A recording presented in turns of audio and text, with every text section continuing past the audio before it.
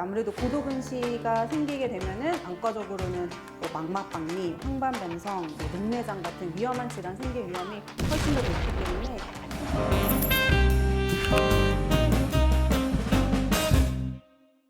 드림 렌즈의 궁금증 제가 모두 해결해 드리겠습니다.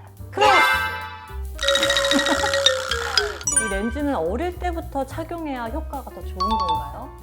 맞습니다. 만 5세부터 만 10세까지 한창 초등학생 시기에 가장 큰 효과를 보실 수 있는 렌즈입니다. 갈수록 이제 근시가 시작하는 그 연령대가 점점 낮아지고 있어서 이렇게 유아 소아 시기에 이제 근시가 시작된 친구들은 아무래도 눈이 나빠지는 시기가 좀 더 길다 보니까는 청소년 근시에 비해서 그 고도 근시로 갈 확률이 훨씬 더 높습니다. 아무래도 고도 근시가 생기게 되면은 안과적으로는 망막박리, 황반변성, 녹내장 같은 위험한 질환 생길 위험이 훨씬 더 높기 때문에 고도 근시로 진행하지 않게끔 어린 나이부터 드림 렌즈와 같은 근시 진행을 억제하는 치료를 시작하는 것이 전 세계적인 대세라고 보실 수 있습니다.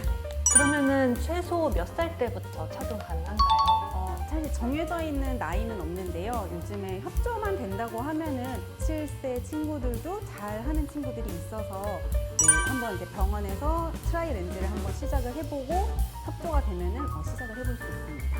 네. 그런데 이제 자녀가 이제 중학교, 고등학교로 올라가면서 잠을 자는 시간이 이제 적어지잖아요. 네. 그럴 때는 이제 안경을 병행해야 되는지 많이 여쭤보셨어요. 중고등학생이 되었다고 무조건 안경으로 다시 전환을 해야 되는 것은 아니고요.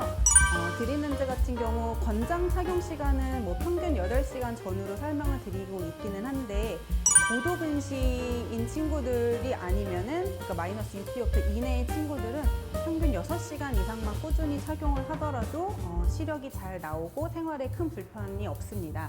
중고등학생 같은 경우 시험 기간에 뭐 4시간 이내로 잠을 연속으로 잔다든지 뭐 한 이틀 연속으로 착용을 못하는 경우에는 시력이 좀 떨어지면서 생활에 불편을 느낄 수가 있어요. 그래서 이런 경우에는 이제 주치의랑 상의해서 뭐 시험 기간에만 착용하는 임시 안경을 처방받는 방법이 있고 마이너스 6디옵터 이상 되는 친구들이 드림 렌즈를 하다가 중고등학교 가면은 아무래도 시력이 조금 떨어져서 불편을 느낄 수 있거든요. 이럴 때 해볼 수 있는 렌즈로 마이사이트라는 렌즈가 있습니다.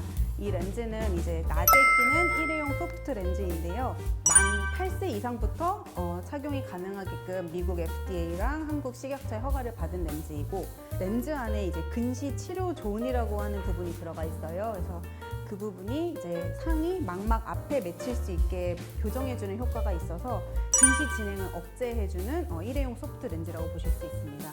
수면 시간에도 전혀 영향을 받지 않고 또 고도 근시 도수까지 다 나오기 때문에 이 렌즈로 조금 전환을 고려해 볼 수 있습니다. 선생님 그러면 이 드림 렌즈랑 안경을 같이 착용할 수 있어요? 사실 드림 렌즈는 꾸준히만 착용하면은 그 1.0이라는 교정 시력이 잘 유지가 되기 때문에 규칙적으로 착용을 할 수 있다고 하면은 굳이 안경을 맞출 필요는 없습니다. 근데 다만 2, 3일 이상 연속으로 착용을 못하는 상황이 생길 때 각막의 눌림이 좀 풀어져서 시력이 조금 떨어질 수가 있어요. 그래서 이때 이런 경우가 자주 생기는 친구들은 또 주치의랑 상의해서 임시 안경을 처방받을 수 있습니다.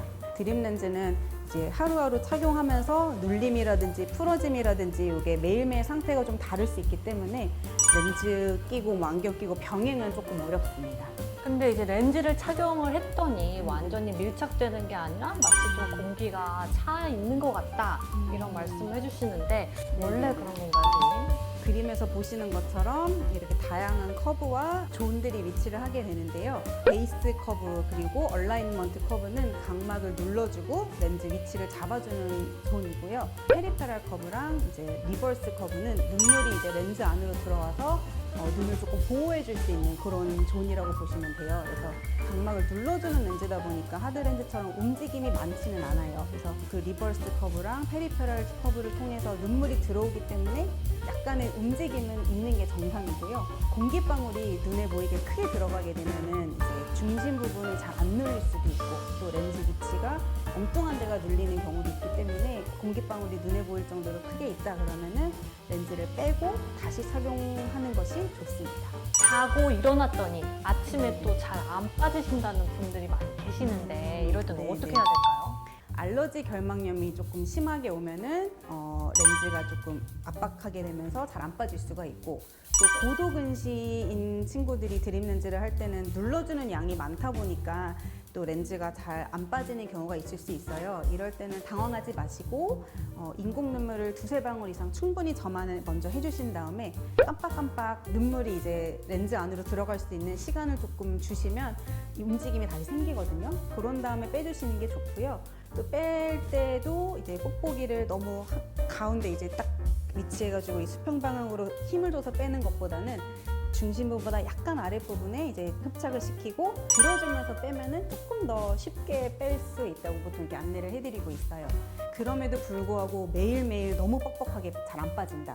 빼고 나서 뭐 통증이나 충혈이 지속된다. 이런 경우에는 이제 병원에 꼭 내원하셔서 뭐 알러지 결막염 치료가 필요한지 확인해 주시고, 혹은 렌즈 커브를 조금 조정해야지 되는 경우도 있거든요. 병원에서 꼭 확인이 필요합니다.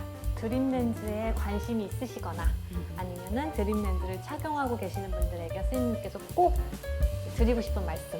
아이 눈에 렌즈 넣는다는 그 생각만으로도 걱정이 많으실 수밖에 없어요, 사실. 근데 시도했을 때 조금 아이가 너무 힘들어했다 그러면은 안경으로 보시다가 조금 협조가 되는 나이에 조금 렌즈를 다시 트라이 해볼 수 있으니까 하나의 옵션으로 생각을 하면은 참 좋은 것 같습니다. 이번 영상도 유익하셨다면 구독과 좋아요, 알람 설정 해주세요.